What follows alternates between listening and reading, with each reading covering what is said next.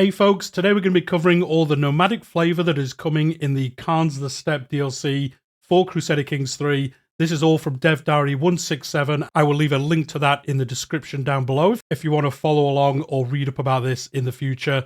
The first bit they're going to start talking about here is the greatest of Khans. This is a new fame trait. This is a little bit like what we have now, but a little bit better, as you can see. The greatest of Khans, +2 diplomacy. In fact, I'm not going to read it all. You can see there's a lot of modifiers here. Army gold maintenance, 50% cheaper, a lot of buffs to your armies, a lot of herd gain, all those kind of things linking into this new content. And now the very interesting thing about this, it is the greatest of Khans. So once this happens in your campaigns, this is the only time you will get the greatest of Khans trait. So as it says here, the key point about this trait is that it is the greatest of Khans. Once someone has become the greatest of Khans, no ruler can ever again in your campaigns. It is the highest point of nomadic achievement and an absolute game changer in your campaigns.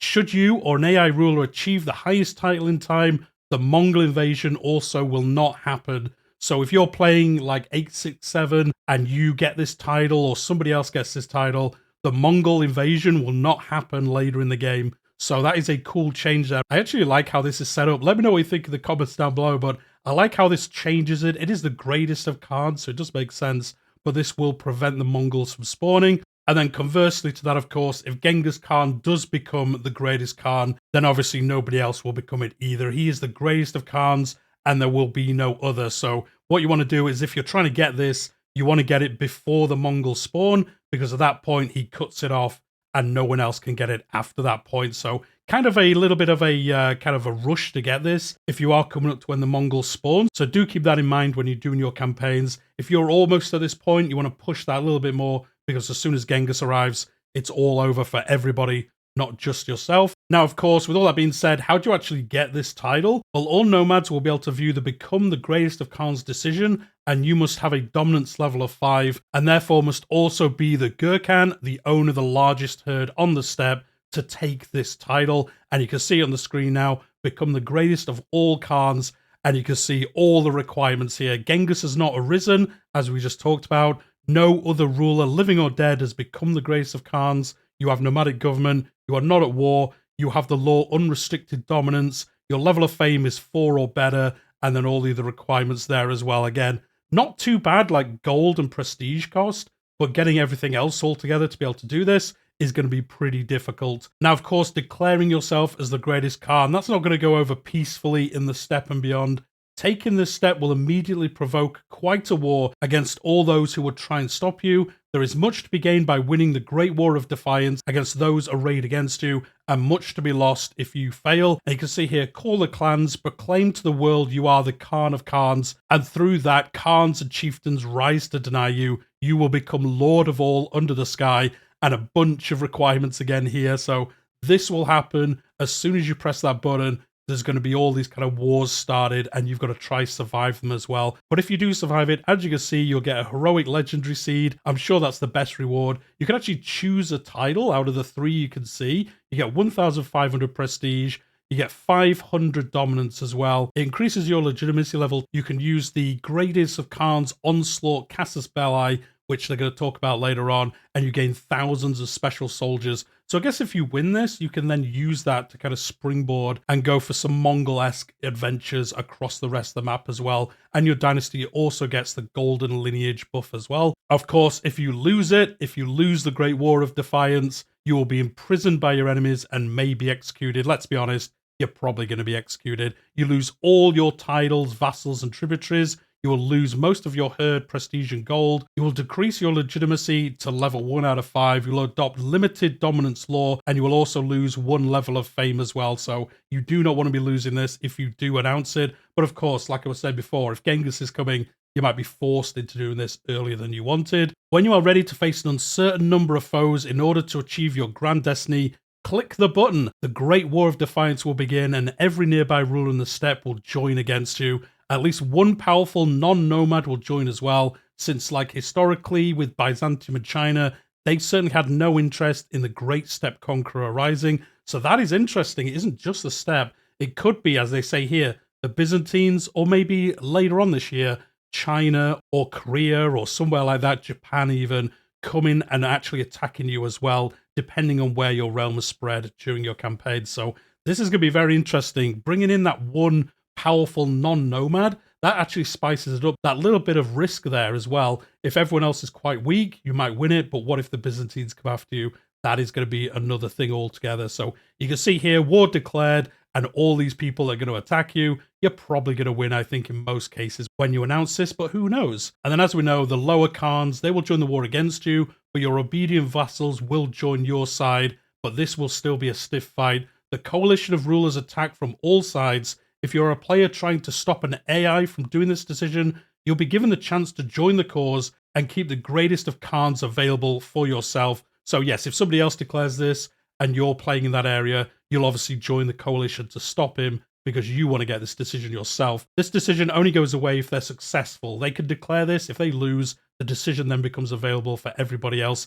I guess whilst it's been declared, it's probably not available. But of course, as we've already seen, this can work badly for somebody, and this is the least of cards. This is if you lose, you're in chains, you've had a bad old time, and that guy next to him, he looks like, you know, he's going to bump him off, and I am no son of destiny, as it says. Or you could have the absolute triumph, and you can see that in the next screen. My kurultai speaks for all the world. You are the greatest of Khans. And then the will happen. We've talked about that before. The Mongol invasion won't happen. You'll get a bunch of buffs there. And then you'll also get all those men, as it says. That has happened already. So you get all those men, and then you could go on a crazy war, I guess. Maybe go for some revenge against the Byzantines. If they did help the other Khans try and slow you down, you can then use these extra troops and cause some shenanigans of your own. Now, when you declare this war, you have got the options, like we see with the Mongols now, like how do you actually expand your realm?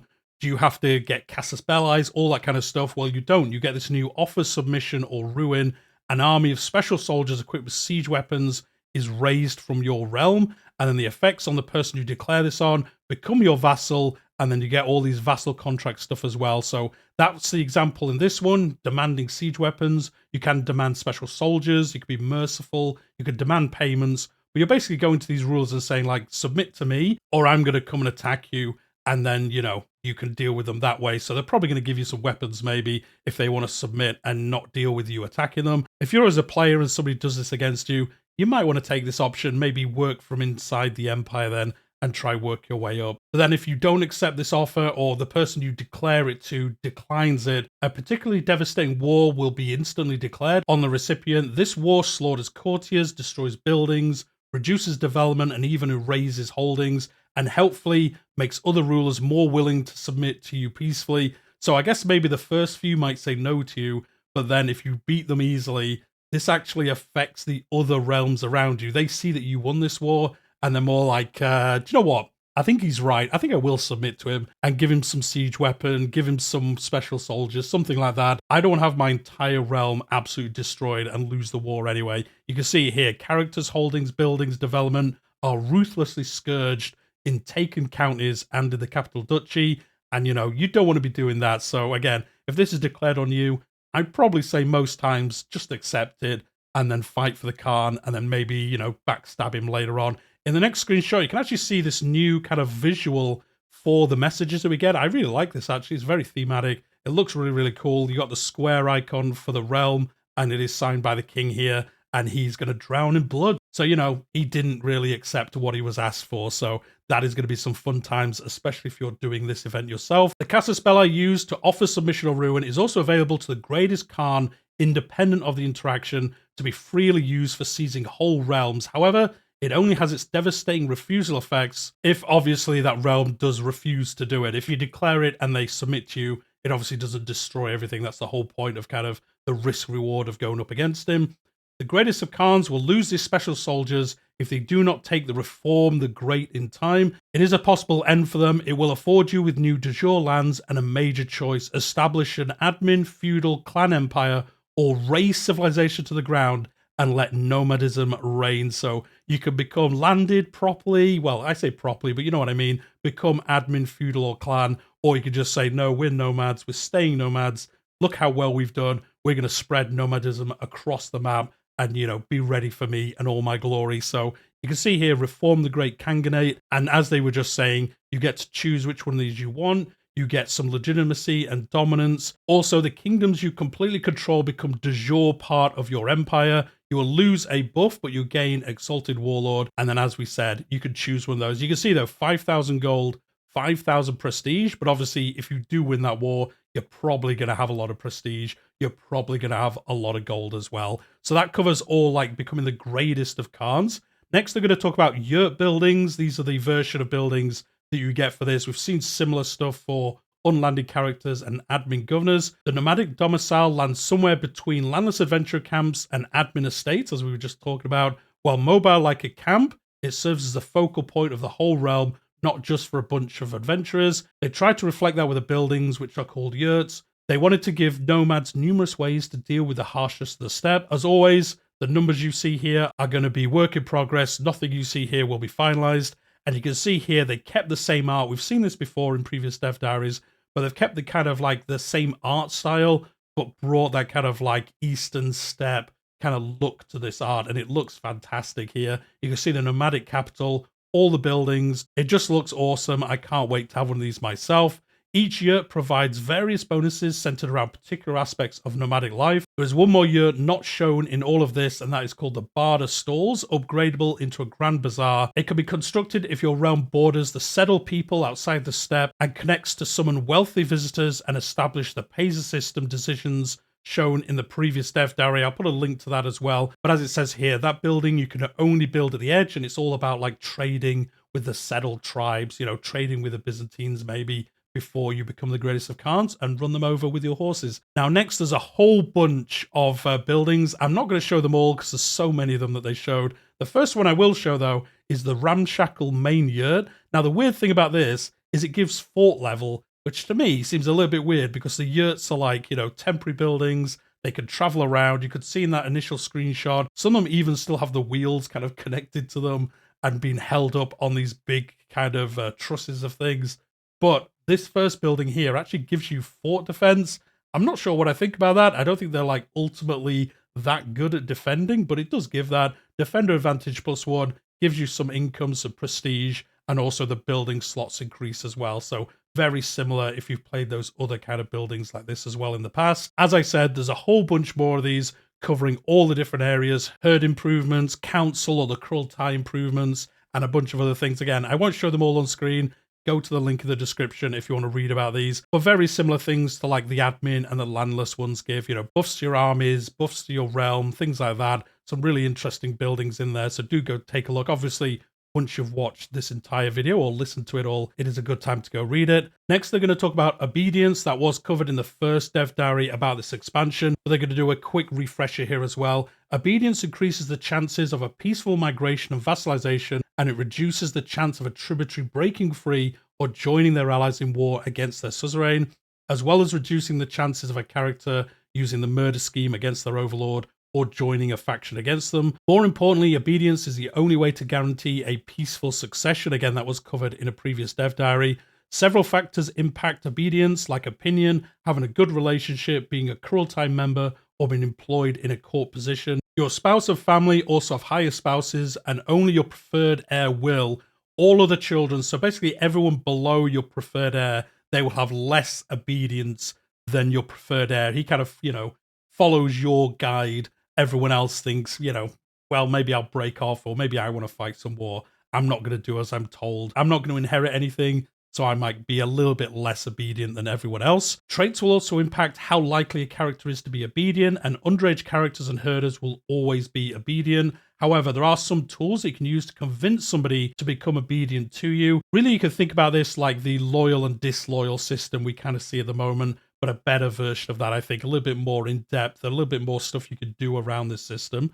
Negotiate obedience is a character interaction that can be used to bribe someone with herd or gold. So this is basically going up to somebody, say, you become obedient to me, you become loyal to me, and I'll bribe you with a hook, I'll bribe you with some gold or some herd, and then they'll be loyal to you. Especially if you're thinking of doing that greatest of Khans, this is probably a good thing to do. Make sure everyone is obedient to you, because then they will join you in that war. They won't rebel against you and join the other side as well. Demand obedience costs prestige, but only those with 45 dread or more are able to intimidate their targets. So if you have high dread, you can also use this one as well. Impose obedience is a new intent available for all types of hunts, and there are some new types of hunts that they're going to talk about in a second as well. With it, events are more likely to give out obedience as a reward, especially if the hunt is successful. So this is like espouse legitimacy. It is a new intent you can choose, and the people in there, they might become obedient to you. So this could be a good way to get a bunch of people obedient to you if you think you are going to be successful in this hunt. And you can see here, hunt from above, and the outcome of this is that they might become obedient to you. Next, they're going to talk about court positions, because obviously there's a whole bunch of new ones in your realm as a nomadic character. So they've added some other court positions to make the nomads feel unique from feudal rulers. In some cases, they've simply renamed the position, whereas for others, they've got a whole different position there instead of the one that was replaced. The first one here is the Chief Law Overseer, or the kind of specific name there that I'm not going to try butcher. They ensure capital control, legitimacy, and obedience. They have access to the previous tasks of organized court and managed domain, but they also have a new task called Blend Cultures, which will increase cultural acceptance from cultures in your realm. So that could be a very good one to do, especially if you are expanding your realm quite a bit after, again, a bit of Grand Khan carnage that you've been getting up to. The second one is the Boyan, which is one of your leading generals. It improves your military and gives you access to 2 new tasks, Cow Vassals and Prepare Raids, which increases raid speed and movement. The third is the Yurt, definitely how you pronounce it, a position similar to the Quartermaster that will oversee your camp and your troops. It has access to 2 tasks, either decreasing everyone's opinion of you and costing a lot of prestige but gaining more gold, or spending gold to increase everyone's opinion of you and popular opinion as well. So, you know, the trade-off there. Do you want more gold and less opinion, or the other way around? The next one is Keeper of Horses. This ensures your steeds are well equipped for war and travel. They also have access to the 2 tasks that the Master of Horses usually have access to, but it's slightly different here because it has herd gain, herd capacity, which aren't for all other realms. The Siege Engineer is instrumental if you want to start sieging areas outside of the steppe. It has access to the task to increase fort level in your lands, but also a new task that gives a chance to gain access to siege weapon men-at-arms, which is usually very hard for nomads to get hold of. This position can only be held by someone with a military engineer trait, which is awesome. We've seen that with a recent free update where they made the traits more interesting. You have to level them up and that makes them better. And in this case, you have to have a military engineer to do this. You might want to go scouting out, trying to find one. Or maybe if you're doing sieges, you might naturally get hold of one and then be able to make them a siege engineer after that. The next one, the Chirby, will improve other bodyguards, give access to more knights, and increase some of your men-at-arms. They can access the regular bodyguard tasks and new tasks that will improve your scheme defenses as well. So that one is a pretty decent one. In this example, archer cavalry buff, number of knights improved, and the other bodyguards are better as well. Finally, we have Foreign Emissary. This is a position for those with too many tributaries. It has access to the Entertain Courtiers task from the Court Jester and a new task to increase the cultural acceptance and gain opinion with your tributary cultures. So not really if you have too many, but if you do have a lot, this will help keep them in line as well, which is very, very good. As we've seen mentioned all the way through here, the regular council has a new name, the kurultai, and that is also going to get a rework here as well. So this is a unique setup for your council for nomadic realms, and they will keep the spy master, but everything else has been replaced. And you can see that in this screenshot here. You've got the spy master at the top, but then you've got kurultai members in the different positions. And this is really cool. This actually reminds me, I think it's the Game of Thrones mod, where the main council, I forget the name of it in the mod and in the lore, but they had different abilities based on how good they were at certain things. They weren't kind of locked in. You know, all feudal governments have the same tasks available.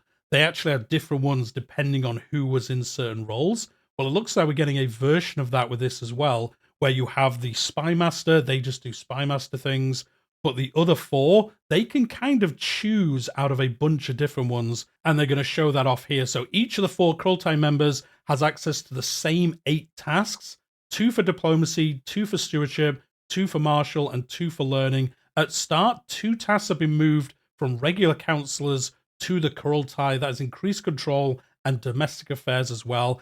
As for the other tasks, they're going to show a bunch of them off here. So the first one is support herders. It is a simple diplomacy task that can always be there as a fallback to improve herd gain and capacity for their liege. So you can have like this as the standard option for you. The next one's for nomads who want to grow larger and more settled down. They should consider utilizing the managed fertility task to ensure that their lands are well taken care of. So this will mean your fertility stays good, so you don't have to move around as often. Of course, there is a chance if they're not very good that it will actually lower fertility, and then you will have to move around to try find some more fertile lands instead. And then kind of the opposite of that, for smaller nomads planning to migrate more often, maybe you just want to exploit the land and take as much out of it as you can. And you can see here, it affects the fertility, but you do get more income, and that is going to be good for you. Also a chance to get more gold as well. So a little bit like the stewardship version of this, but you are sacrificing fertility in an area to get more stuff now. But as it says, if you are a realm moving around a lot, you probably pick this option because you don't really care if the fertility isn't that good once you've left. The next one is all around raiding, or as they put it here, being a tourist in foreign lands.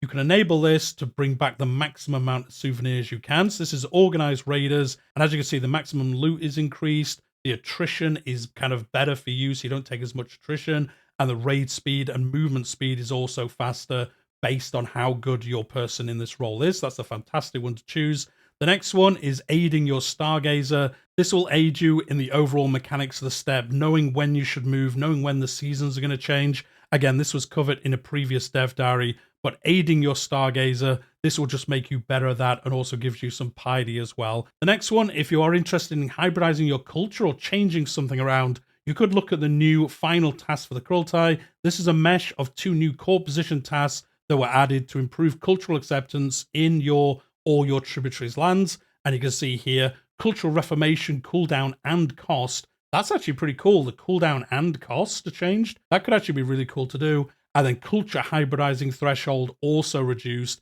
So this just helps you integrate more realms, pick up some bonuses from other cultures that you might be after. Reducing the cooldown as well means you can do this more often, which is pretty cool, especially if you're expanding relatively quickly. Now, out of all of them, not all of them can be done by everybody. Organizing raiders, aid stargazer, and explore cultures can only be done by 1 kurultai member. They do say here it would get crazy good with the stacking of modifiers. If you could do explore cultures on 3 characters, you'd be able to, hybridize cultures constantly. So those 3 can only be done at one time by a kurultai member. I think that makes sense. It would get crazy if you could have 3 versions of the organized raiders. You'd just be going ham on everybody, which would be cool, but I see why they did limit it. 2 of the tasks cannot be done on the same province at once. That is manage fertility and exploit lands. Again, being able to stack that in the same place would be crazy. You could negate the negatives of each one, so it is good they've thought about that. And then as we saw above, you can see here again how this looks in the UI. So for the 4 kurultai members that aren't your spy master, you can have this UI and you can choose which one you want. As you can see here, some of them grayed out because they've been chosen by somebody else, so you can't have more than one person doing those. But I really like this UI, and I love the fact you can specialize this depending on what you're getting up to. You can specialize. There's 8 and there's 4 people, so you can pick and choose, one of every other one to have in your realm, or you can have all 4 of them doing one of them that does allow you to do that. Again, depending on what situation you're in, you can specialize that a little bit. Next, they're going to talk about hunts, and as I said, there is going to be some changes here to the base version of hunts. So nomads of the steppe hunted all the time. It was a way of life for them. To represent this, they couldn't leave hunts exactly as they were, costing gold, which is a resource they don't generally have. Instead, they cost herd and have a host of additional benefits for nomads in particular.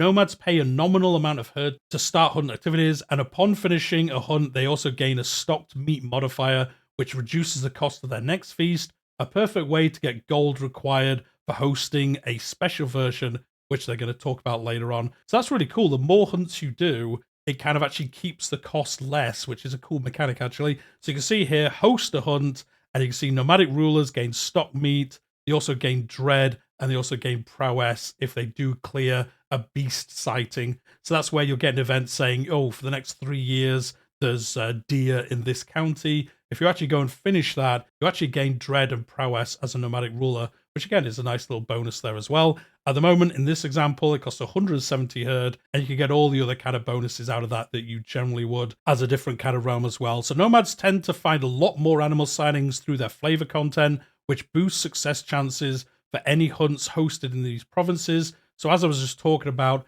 they don't only get that mechanic that everyone else gets, it's actually a better version of that by the looks of it. So fresh tracks, and you're going to get these options depending on what you want to do, or feathered tracks, maybe there's a big bird and you're going to try hunting down some falcons and have some fun times there. They'll also get signings for regular game, birds, and dangerous beasts, the latter of which will have additional benefits to the hunt. Taking down dangerous beasts such as wolves will give you both dread and prowess, both for you and all your hunters, as we kind of saw previously. And you can see here all the bonuses you're going to get. A bunch of dread, a bunch of legitimacy, the hunter trait bonus, and all the XP for that you would generally get anyway. But then also the stacked meat, the prestige, all those kind of things as well, which is pretty cool. And then as they hinted at towards, there's actually going to be a new version of Feast for Nomads, the Tazagan Sa. Definitely not how you pronounce it. I tried my best, guys.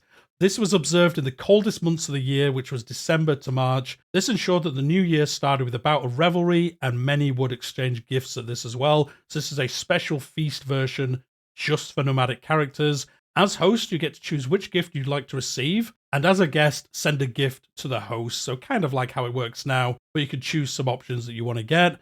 This also brings encounters not usually seen in a regular feast, race against your peers, gamble against your local yurt's drunkard, or even demand more gifts from your guests. And of course, you cannot forget the staple of steppe culture, throat singing. So yes, we're going to get some throat singing going. I'm not going to be doing that on stream, guys, but you are going to be able to see it in these feasts. So during your feast, you can learn the throat singing style, which will benefit you in tournaments. That's actually some cool synergy there. Learn that in a feast, and then take that to a tournament. And, you know, for the singing section of tournaments, I guess you get a nice little buff, and it's going to make you better at doing those as well. For the followers of the Tengri, the feast concludes with a declaration honoring the animal according to the lunar calendar. There are 12 different animals associated with that calendar, each giving you a different boon. That's really cool. So this is the year of the pig, and this will give you domicile building construction cost reduction, but also the construction time will be bigger. So they're cheap to build, but they take longer to build. So that's actually a pretty decent trade-off, to be honest, in most scenarios. But there we go. You're going to get some special stuff around that if you are Tengri, which is really nice to see. Next, they're going to talk about another hunt change, and that is a new hunt type, the Nurge. Known as the Great Hunt, dozens of hunters would gather in the steppe to slay hundreds of animals, along with an opportunity to gain prestige. This new hunt type also has a unique intent, Dreadful. The Nurge is not only an opportunity to slaughter beasts for your next feast, but also a great way to flex on your tributaries and vassals. So you can see here, change hunt intent, and you can see Dreadful or the Impose Obedience one they've already talked about. Contrary to traditional hunts, the Nurge was used to practice military tactics that led to many Mongol victories. You can see a version of that on the screen now, Tactics of the Chase, and you're going to get different bonuses depending on which option you choose. If your Nurge is successful, along with gaining prestige, gold, and legitimacy, you'll bring the strategies used into battle via commander traits and experience. So in this example, you're going to gain dread, you're going to gain prestige and gold, you increase your legitimacy level, and you may gain a commander trait or trait experience based on which option you chose in the previous bit of the event. In this example, it was Open Terrain Expert, and that is going to make you that little bit better at doing that, which is really, really cool. Next, they're going to be talking about the greatest of buildings in all the steppe, obviously, the Pleasure Dome. With land secured and home settled, my thoughts are naturally drawn to ponder what mark I will leave on this world. What better way to immortalize your legacy as a mighty Khan than building a leisure palace fit for a conqueror? This decision becomes available once you have a kingdom title based on a vision in a dream, the Kubla Khan poem by Samuel Taylor Coleridge, a favorite here among the development staff. Well, there you go. If you want to read up about that, you'll see what they were talking about. So you can see here, special building, the Pleasure Dome. This will reduce the costs of feasts. It will have a decision to summon fair courtiers, which they're going to talk about later on. It will also give you a bunch of tags and then a bunch of other bonuses there as well, all around schemes and that kind of stuff as well, which is pretty cool. And then as we were talking about there, the summon fair courtiers. My Pleasure Dome is too cold and empty. The walls weep from loneliness. I shall send envoys across the land in search for worthy visitors. So this will summon 3 very good looking courtiers to your realm, and you can do this every 2 years. So this will get some extra characters into your realm. Have some fun with in the Pleasure Dome. Next, they're going to talk about the Burhan Khaldun. Definitely, again, how you pronounce it. This looks really cool, actually, on the map here. This is one of the Kentai Mountains in northeast Mongolia. This mountain has a significant religious significance to the people of the steppe because it is the mythical birthplace of Genghis Khan. So there we go. To reflect this, they've added a special building to the map which gives up piety and renown rewards, as well as some military advantages to having control over such an imposing natural feature. And you can see that here, fort level +2, defender advantage +6, popular opinion +5, fertility growth in mountain terrain +25 in this county, and then the holder of this gets piety, for renown, clergy opinion as well. So that's a pretty good bonus there. Next, they're going to talk about expanding the steppe. So, once you've taken over all the steppe, what have you got to do next? You've got to spread the steppe elsewhere in some ways. And to be able to do this, you will have the expand the steppe decision. You can see that here. Select a valid option and you can spread the steppe and nomadic life to, in this example, Eastern Balkans, Northern Russia, Southern Russia, the Caucasus. I guess this expands even further and further as you take over those areas bordering your realm. So if you completely control through vassals or tributaries specific regions that neighbor the existing steppe, and with enough prestige and pizzazz, you can add your conquered region to the steppe, giving these lands much needed fertility and making it easier to migrate around as a good nomadic leader. Even more regions can be added as your steppe grow. The only limit is endurance of your horde and how far they are willing to ride. So yes, once you've taken over the Eastern Balkans, you can select this. It will gain fertility, all those nomadic steppe mechanics, and then you can move on to somebody else and do the same thing again. And then playing in the nomadic area, can you become unlanded? Yes, you can. From adventurer to nomad and back again. If your character is an adventurer, there's a chance the nomadic life will appeal to them. For this, they've added a special decision to adopt nomadic ways. So you can see this here, adopt nomadic ways. You hybridize with the local culture. That's actually really cool. So you could travel up there. I'm sure there's a very famous example of somebody who might try to do this. You could hybridize with a local culture, you'll become a nomadic government type, you'll gain a local county title, and 25% of your provisions will be converted into herd, and you will gain the way of the nomad. So you could travel up to the steppe and then become a nomad up there and carry on your adventures as well, which is pretty cool. I like how that works. How this will work is if you move your camp to a county held by a herder, you'll be able to take over their lands and hybridize with the local culture, becoming a proper nomad. And then, as we saw, a percentage of your provisions will be transferred into the herd. However, if that herd was a tributary or a vassal to a previous nomadic ruler, you will be asked to become a tributary yourself or make an awful first impression. So depending on kind of where you try and become a nomad, these different options will be there. You can see that now, the way of the nomad, and then the choices you make there will dictate kind of like what your first impressions are and what you get up to initially as well. Next, they're going to talk about special casus belli. This dev diary has gone on for quite a while. So if you haven't already, hit that like button, subscribe to the channel. You've obviously enjoyed it if you've made it this far. As I said, next is going to be special casus belli. Besides the migration, invasion, tributization, and nomadic quarrels, they've also added 2 additional casus belli only available for nomads. The humiliation CB is available to target a ruler of higher dominance than you, or the Gurkhan, the character with the highest herd in the Great Steppe. This is a great tool to try and stop somebody from becoming the greatest of Khans. So if somebody's getting a little bit too, high for their standing, you could use this to kind of bring them down a peg or two and prevent them making that further escalation into becoming the greatest Khan. If you win this war, the loser will be forced to go down 1 level of dominance, putting the regular 5-year cooldown in place as well. So you could do this and then they can't increase it for 5 more years. They will have to pay herd and prestige to you, as well as some of the obedient vassals deciding that they may no longer obedient to that liege. So this is going to be a great way to kind of try cause some disruption for those larger realms, especially if you're playing as a small nomadic ruler at the start of the game. The retaliation CB is the next one. This will become available when a character migrates into one of your tributaries' land and decides not to pay tribute to you. So if they come in, take over some land, and you're like, hey, wait, the last guy there was a tribute of mine, and they go, yeah, so what? You can actually then declare war on them and try and make them become a tributary of yours. Obviously, if you fail, they won't become a tributary of yours. Probably a bad idea to do that. Next, they're going to talk about recruiting courtiers.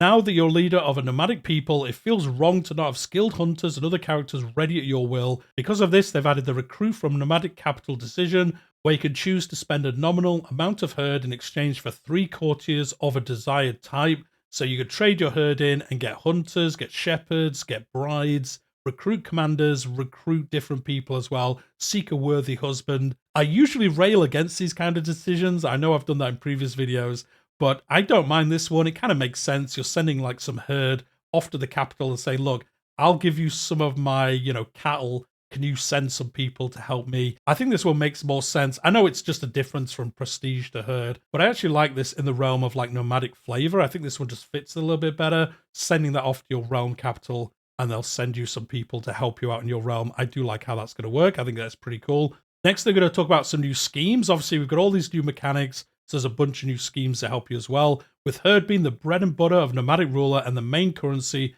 There are multiple ways to obtain it at will. Landed rulers can increase their taxes, ask their head of faith for gold, and others can trade hooks for gold. But as a ruler of the steppe, you don't have these options. So how would you obtain herd outside of the normal means? Well, since you cannot embezzle or launder large flocks of animals, the next best thing is to just steal them. I do like the fact that they're like, you can't just imagine some horses and some sheep into existence, so you have to steal them. You can see this here, steal the herd of the high chieftain, and with this, you just steal a small, moderate, or large. Obviously, to do the larger ones, you're going to have to be very good at trying to do these schemes. And if you've done any kind of scheming in the game, you're going to know how this looks, especially if you're a landless character.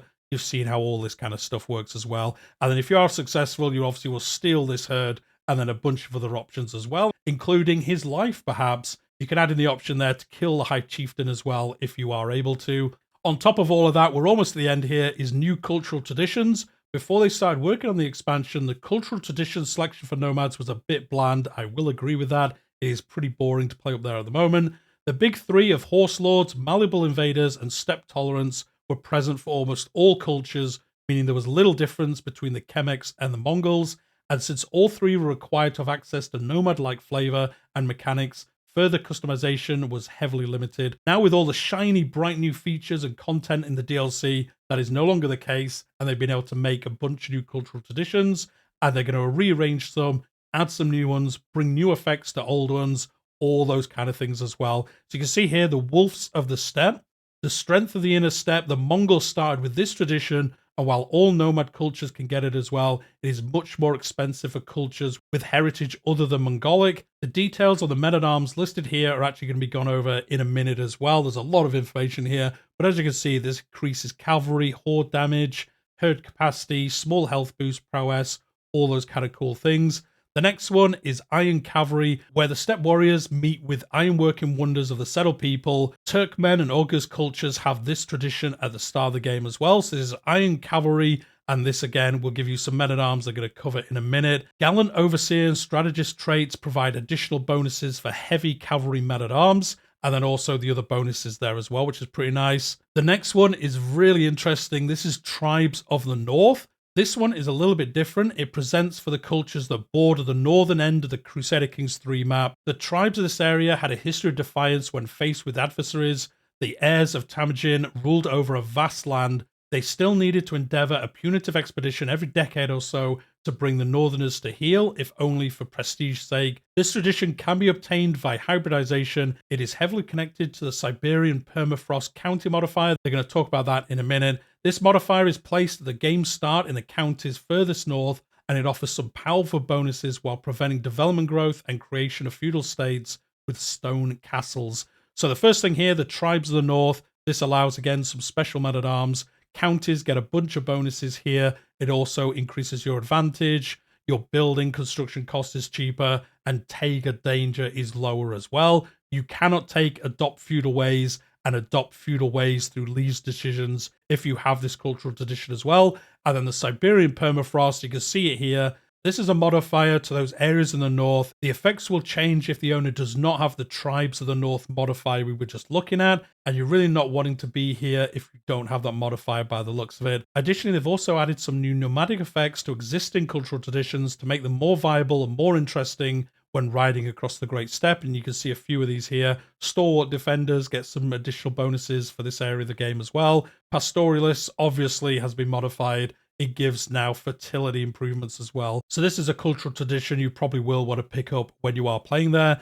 Next, they're going to talk about the men-at-arms that we were just talking about, and they're going to show off a bunch of how these work. So if you're playing as a nomad, your main way to get heavy light infantry, pikemen, archers, and proper siege weapons is through your non-nomadic tributaries. How this works exactly was covered in a previous dev diary. Basically, if you get non-nomadic tributaries, you can actually bring troops from that culture into your realm as men-at-arms. So you go to like India, you can then raise elephant men-at-arms into your army and then use them in your armies. So that's how they can kind of specialize the troops they have, picking up non-nomadic tributaries that have cool men-at-arms, and then you can hire them into your army, which is a really cool mechanic. I did cover that in a previous video. But outside of that mechanic, obviously there are some special men-at-arms for nomadic rulers, and a bunch of them obviously are very horse-based. As you can see here, steppe riders, nomad lancers, heavy horse archers, Horse archers, yes, the bane of anyone playing in that area of the map already.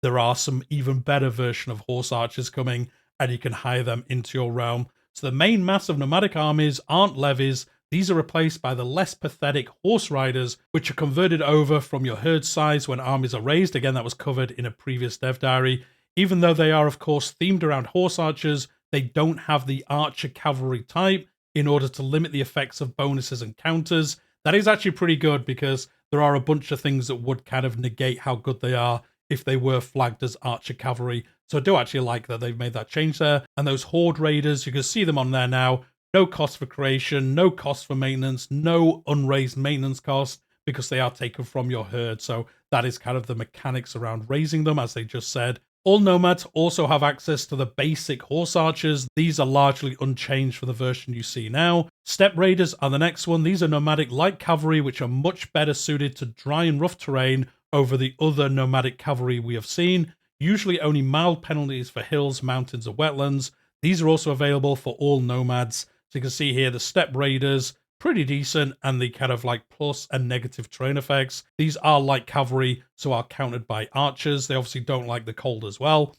Nomadic rulers won't have direct access to real, substantially effective siege weapons, as they've already talked about, until they get a sweet tributary connection to hook them up, as they say here. They will have to make do with torchbearers, even worse than onagers. Oh man, can there be anything worse than onagers? Well, I guess there is. At least these standard nomad siege units get a siege bonus against nomadic buildings, so they're kind of like burning down the tents that also give you fort modifiers, which, as I said earlier, is a little bit weird, but these will counteract that. You see these here. They are siege weapons. They're not very good, but at least you have something, and they also have some holding effects against yurt buildings.